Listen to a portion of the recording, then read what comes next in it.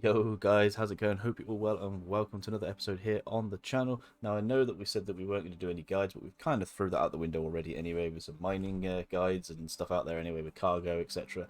So in this episode what we're going to do is a new player's guide. Now I'm not going to go through and do a thorough guide. I'm not going to go through the entire character creation, etc. I don't have a new account anyway to kind of show off, so we're a little bit lackluster in that department. But I might go through sort of like the ship that I recommend that you should get. Doesn't need to be anything fancy to begin with. But yeah, anyways, without further ado, let's get stuck into this episode. Alright guys, so here we are on the Star Citizen website. Now what you want to do is click the game packages button. Once you've done that, it will bring up a list of ships that you can purchase in game. But before we go through which ship I recommend that you purchase, let's just explain a little bit about what Star Citizen is. Now I'm sure a lot of you already know that it's a kind of space simulation game, otherwise you wouldn't be here looking. But you're just kind of curious as to where to start. But that is it, basically. It is a space simulation game. It's a sandbox game. You can do so many different things in it. You can do pretty much whatever you want to do in it. It's that type of game. Think of it as Sea of Thieves in space. You can do missions. You have standings with certain people that you can level up. You can be a bounty hunter. You can be a mercenary. You can be a cargo hauler. You can be an explorer. You can be a miner. There's so many different options out there for you. You could literally make the game whatever you want to make it. So yeah, Sea of Thieves in space is kind of how I describe it to people. But yeah, anyways, let's get stuck in as to what ship I recommend.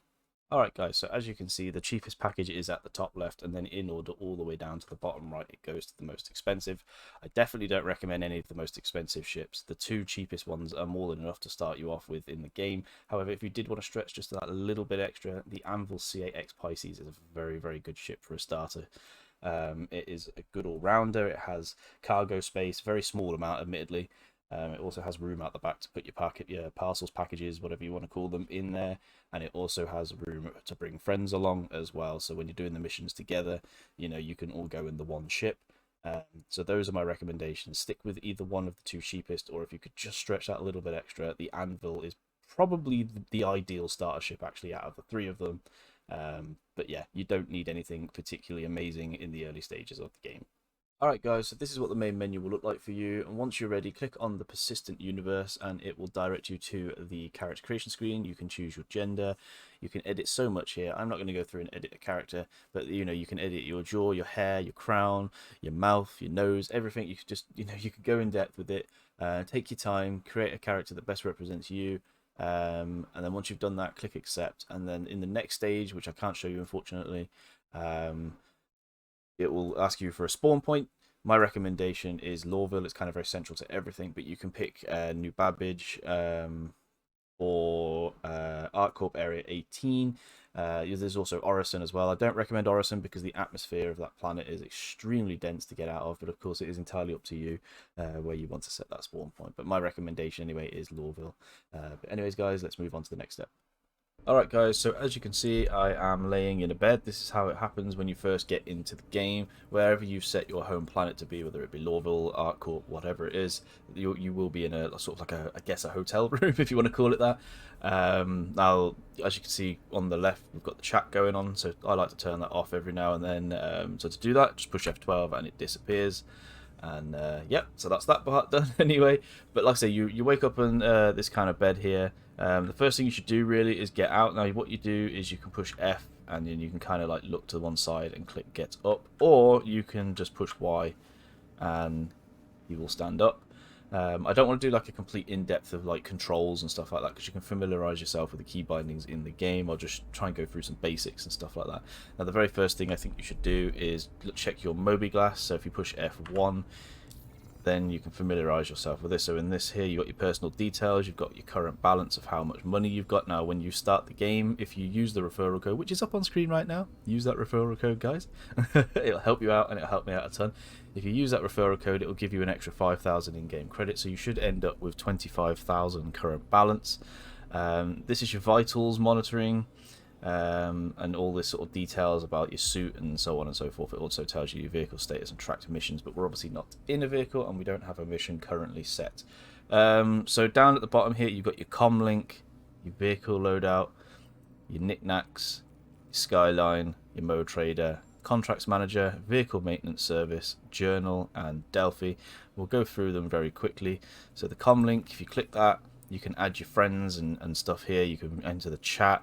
You can look at your friends list, so on and so forth. And then if you've got any invites and you've missed them, sometimes they're in the pending area here. And then you can just right click on people and you can, like, you know, invite to party and stuff like that. On the right side is just everybody that's in the server, and on the left side will be your friends here. For instance, you can just right click and go invite to party. And then you've got your different channels, so your global chat, and then you'll have a party chat come up once you've done a party. Anyways, moving on to the loadout manager. Now, this is where you can sort your ships out, you can equip them and things like that. We're not going to go through that today because as a new player you don't need to worry about that, but I will just quickly show you. So we'll just go into the Eclipse, for instance, if it will show, and then it will come up with all the items at the top. Now, paints you can purchase on the pledge store, or you can go to certain places around the verse and buy them in game. But if we go to systems, it will tell you like your coolers, your power plants, and you can equip stuff here. So I could have clicked like this flash freeze if I wanted to, but like I say, not really important for a new player, so we'll move straight on to the knickknacks. Now the knickknacks are where you find like what items you have and where you have them. So if you are at Hurston, for instance, you can open this up, and then you can open up Lawville, and then it'll tell you like where all your items are and things like that. So I've got helmets in here and God knows what else. So yeah, and then you move on to your skyline, which is basically your star map. Now, this is where each planet is. You got Microtech, Crusader, ArcCorp, and where I am currently at Hurston. This is what this little green symbol means. And then we've got the moons around each planet. So around Hurston, you've got Eta, Aberdeen, Ariel, and Magda, and then there'll be a few more around the other planets too. Now you've got little asteroid. Well, not asteroid belts, but kind of like a little asteroid fields here. You do have an asteroid belt, but it's invisible at the moment on the star map. I don't know why. It used to be available, but for some reason they got rid of it. But the asteroid belt is actually kind of between Microtech and ArcCorp. It kind of goes where my mouse cursor is going now. And that's where you can get to go to do a lot of mining, but that's something that new players can't be focusing on right now anyway. So, but yeah, anyways, moving back onto Hurston and the Mobi-Glass. Now you got the Mo Trader. This is where you can trade money with people, so you can kind of, you know, click begin and you can give someone money. Obviously you don't want to be doing that. Going back into my Mobi-Glass. Now this is the most important thing here. I think Contracts Manager, we'll go back to that in a second. This is your vehicle maintenance service. So if your vehicle needs repairing, you can do it all here, but obviously you have to be in the vehicle on the pad to be doing that. Then you've got your journal, just gives you like information about your bounties and things like that, and various other stuff. So it'll just tell you about the, while travelling within ArcCorp governed space, be mindful that you are subject to not only UE laws. It just gives you a little bit of information about different things in different areas. You can familiarise yourself with that if you want to. And then your Delphi is kind of like your levels, I suppose. So, for instance, I am focusing a lot on Hurston security at the moment, and bounty hunting and security. I've done a lot of security, and I'm trying to get to the max level, but you'll start off right at the bottom. And then what you'll have to do to unlock contracts in the Contracts Manager, you'll have to sort of do like a trial, especially in the bounty hunting one, I believe, and the mercenary. It's quite easy to do. You just have to kill like one target, and then that's pretty much it. I can't show you that today, unfortunately, because I'm not on a new account. I'm actually on my account. But go to the Contracts Manager. You'll see a lot of stuff here on the left. Personal ones. These are missions that are just personal to you. No one else can do them, whilst the general ones, everyone can kind of do them. And if I go on to... So my recommendation is that you start the delivery missions. They're not the most interesting, they're not the most exciting, but they will give you a little bit of money, and obviously if you want to level them up, you can do. So each mission you do, you go back into Delphi, the little green bar goes up and up and up. The more missions you do, and then it will go up to the next level, and each level you go up will give you more money per mission. So by the time I get up to Master Tracker, for instance, I'll probably be earning over 100 grand per mission. Right now on the mercenary missions, on the security missions, which is the one here on the right, I am earning about 75,000, so it's kind of good. But when you start off down the bottom here, you're earning like 15,000 and 8,000 and things like that. So the more missions you do, the more you level up, the more money you make, essentially. But my recommendation is familiarise yourself with the Mobi-Glass, have a look around, have a look in depth, and then go straight to your Contracts Manager, and then I would say do some delivery missions early on. Maybe a handful, 10. Just get a little bit of money, Do not buy any armor. You do not need any armor for these delivery missions. Now, obviously, it would depend upon which ship you bought as well, because if you've bought a ship specifically designed for bounty hunting and then there's no room to put a box in, then I would suggest you just go straight down the bounty hunter route. You do your like assessment. You can or your well, it's not an assessment. It's like it'll come up and it'll say trial, like this one here, and then you can kind of like you have to pay a little bit to do it, but then you get the money back and more, so it's fine. One thing I do recommend when you're doing mercenary and bounty hunter missions is put something on called Call to Arms. What this will do is it will give you bonuses every time you kill an enemy, which is absolutely awesome. So if you're going to do a mercenary mission, you go down into a bunker, for instance, you kill 10 enemies down there, you'll get money per each enemy you kill. It's not a lot, but it does add up, and it's a nice little bonus. Same with the bounty hunting. If you go after bounty hunters and you kill the enemy, it gives you a nice little bonus on top of the money that you get for doing the mission. And as you can see up here, it tells you how much money per mission it is. I'm currently on HRTs, which pays out 11,250. I'm really trying to level up so I can do like something called the Group V HRTs and things like that, and ERTs, which is really high-end stuff. So I'm quite a way away from that at the moment myself, as you can see. But yeah, anyways, do not buy any armor unless you're doing the mercenary mission specifically, and don't buy any armor.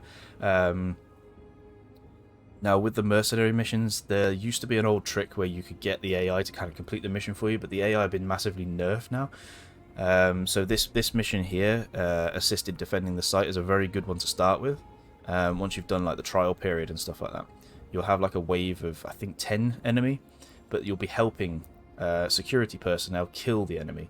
And sometimes you can let the security, well, you used to be able to let the security personnel do the mission for you, which was nice, and then you could go down and get the armor and stuff like that for free anyway.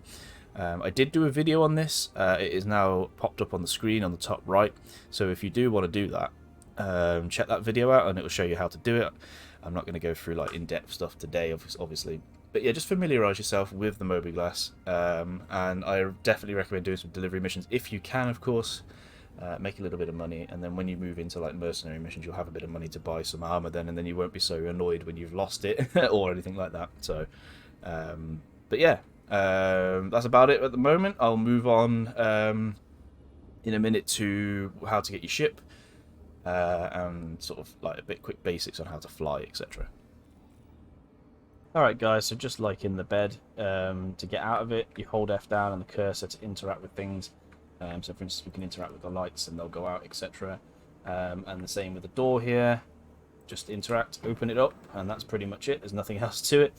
Head here to the exit, and someone's just got here before we have. So now we've got to wait a little bit extra for the elevator. But yeah, my recommendation is like take the pressure off yourself a little bit. Don't go out there and do missions straight away from the beginning. Just familiarize yourself with the key bindings, familiarize yourself with the controls, familiarize yourself with the area that you set as your home planet. You know what I mean? So just, have fun with it. It's such a beautiful game. It's very vast. Even though there's only one system in it, the scale, the depth of the game is actually quite amazing, really. There's a hell of a lot you can do. And for a new player, that can be very, very daunting. So my advice for now is just have fun with the game. Just explore. So for instance, we're at Lawville right now. Just go and explore Lawville.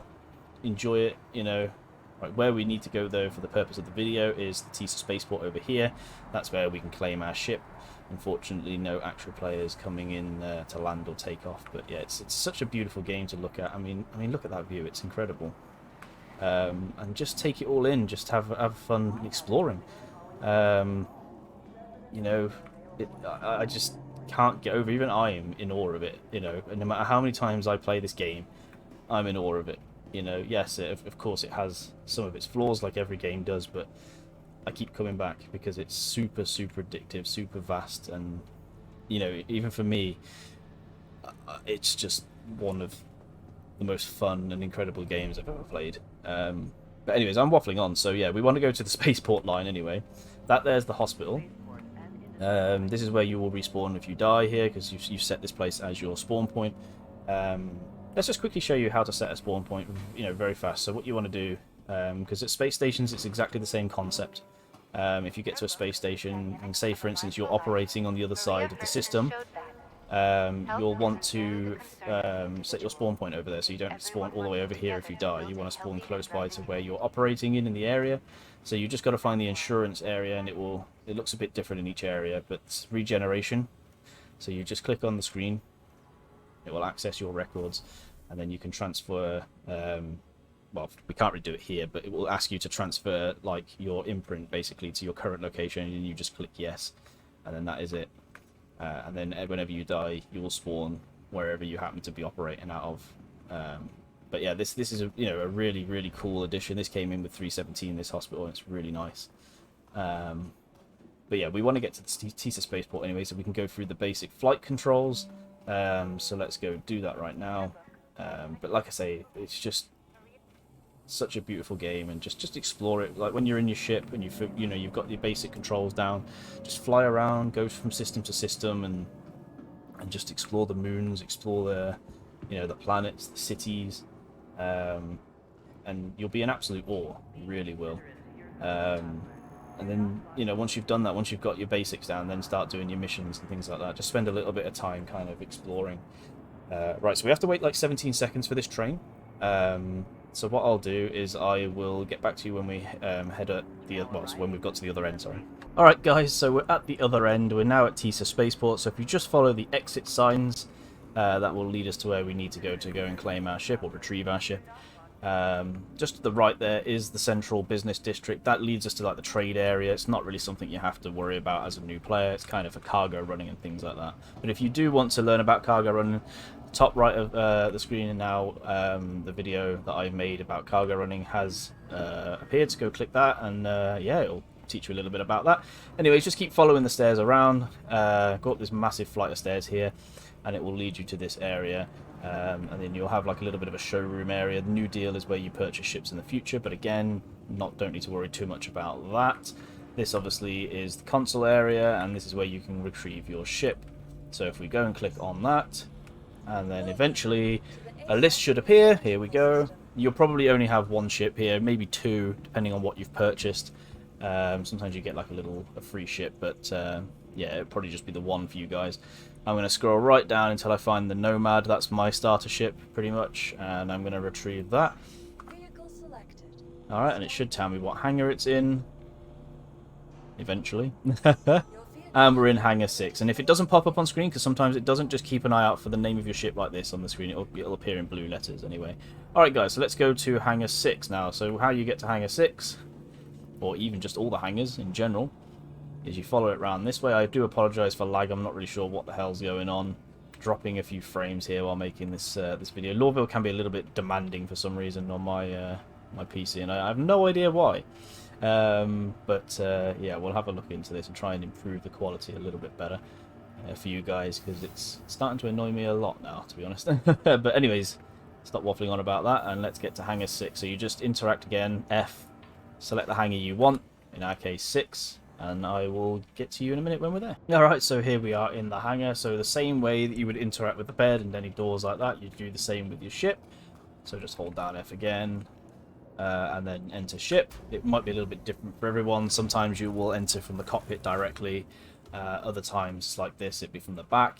It varies from ship to ship, but yeah, this is pretty much the basics of getting in and out of a ship. There's nothing more to it than that.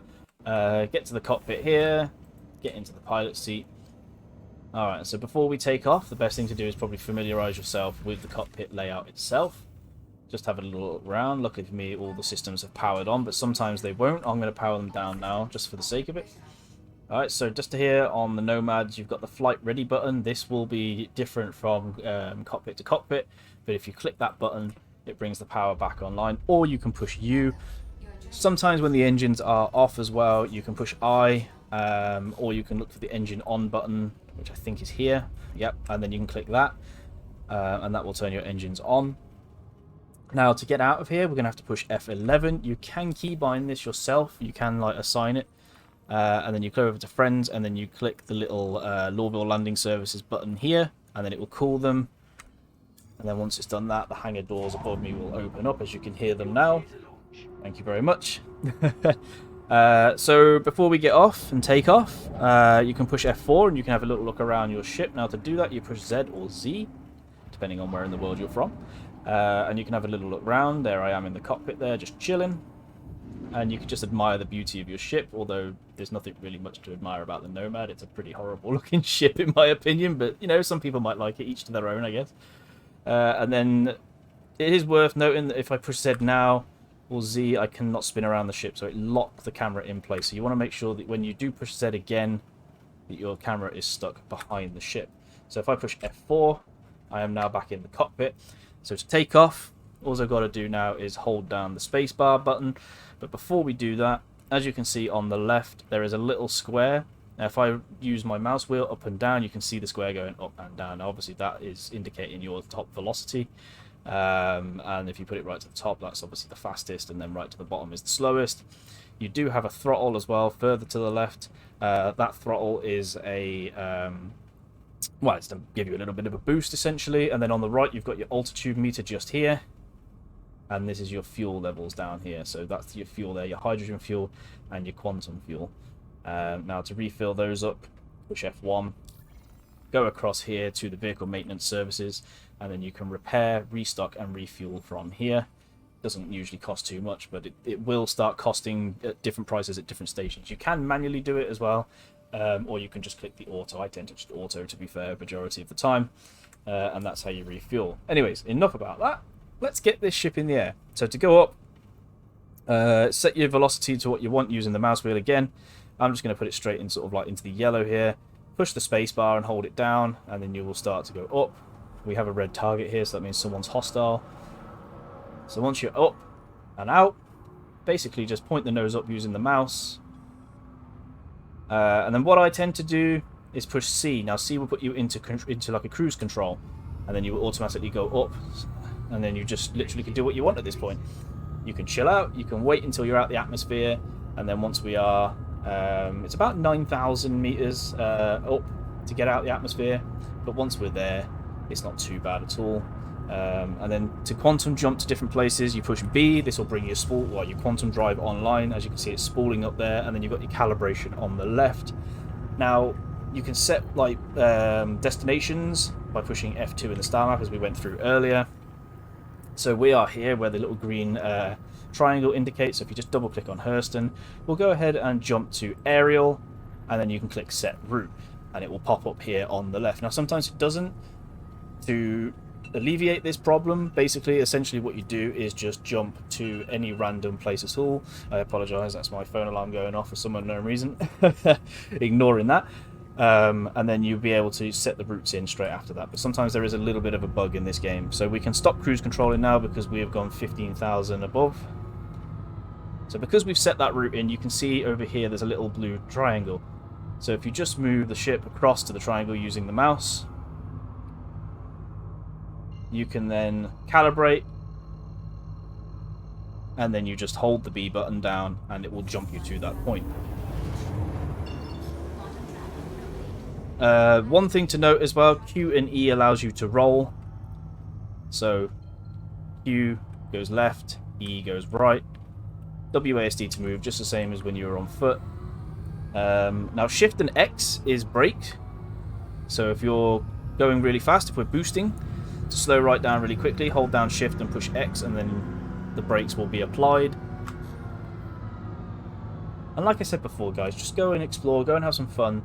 Before you start doing any missions and things like that. Just, you know, explore the game. Let's go over to aerial, and we'll give you a little look at what aerial looks like. Again, hover over it, let it calibrate. We've kept the quantum drive up, and then we just hold down B again. And there we are, off on our way to aerial. Now, if you want to admire this from outside the ship, don't forget you can push F4, you can push Z, and then you can kind of have a little look round. It's kind of cool. I really like this game so much. I just can't stop saying it, but I'm in awe of it every time. Alright, so pushing Z again, or Z, F4 to get back into the cockpit. So we've now made it to aerial. It's a very, very hot moon, as you can see. So yeah, to go down onto that surface, if you are doing anything on that surface, you will need a special suit, but that's a video for a different day. You do have a sort of like a timer on how long you can survive. So if you are doing like a quick delivery mission over here, I guess you do have time to kind of pick the package up and then deliver it. It's not like you're going to die as soon as you touch down onto the surface. my recommendation is like, you know, to go to the surface, for instance, just pick any random spot, HGMS beds, best deck example, hover over it again, and then just let it calibrate and spool, and then hold B down once more to go to that place. Now, if you are trying to go to a place on the other side, so say for instance we tried to go to OM6 and it says it's obstructed, that's because it's on the other side of the moon. You can't do that. So if you did want to go to OM6 specifically, you would then go and find another jump point like OM1, and then just go to that. That will allow you to go to the other side of the moon, or you can set, again, in the star map, you can set the route around to the other side. We shall go to Everest Harbour now. So what I'm going to do is I'm going to spin back around. And we're going to look at going back to Hurston. Now, things do appear like this, so sometimes you don't need to set a route, but see Everest Harbour is right there. We're just going to spool over and calibrate. Now, remember, you have to push B to do that. That brings the quantum system online. Think of it like warp drive, you know, in Star Trek, that kind of thing. Hover over Everest Harbour, and then again, hold that B button down. I think you're getting the gist of it now anyway. I don't need to over-explain it, but yeah. So we're going to go to Everest Harbour, and I'm just going to teach you how to land. Now, one thing I didn't say when we were taking off is the landing gear. So as we were taking off, to raise and lower your landing gear is N for November, as we're about to find out. So if we turn the quantum drive off by pushing the B button, and then get a little bit closer. Now, you don't want to go too fast here, especially early on.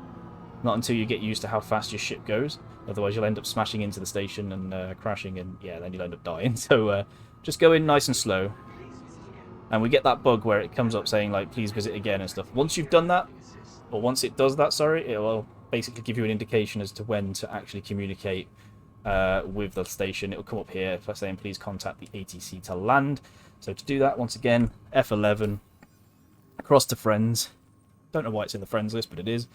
And then that little button again, and then we're hailing Everest Harbour right now. We come out of that, it will give us a landing bay. You'll be able to see by a little bit of it's a blue dot. There it is, just down here. So that's where we've got to land, where that little blue dot is. Just approach it nice and slowly.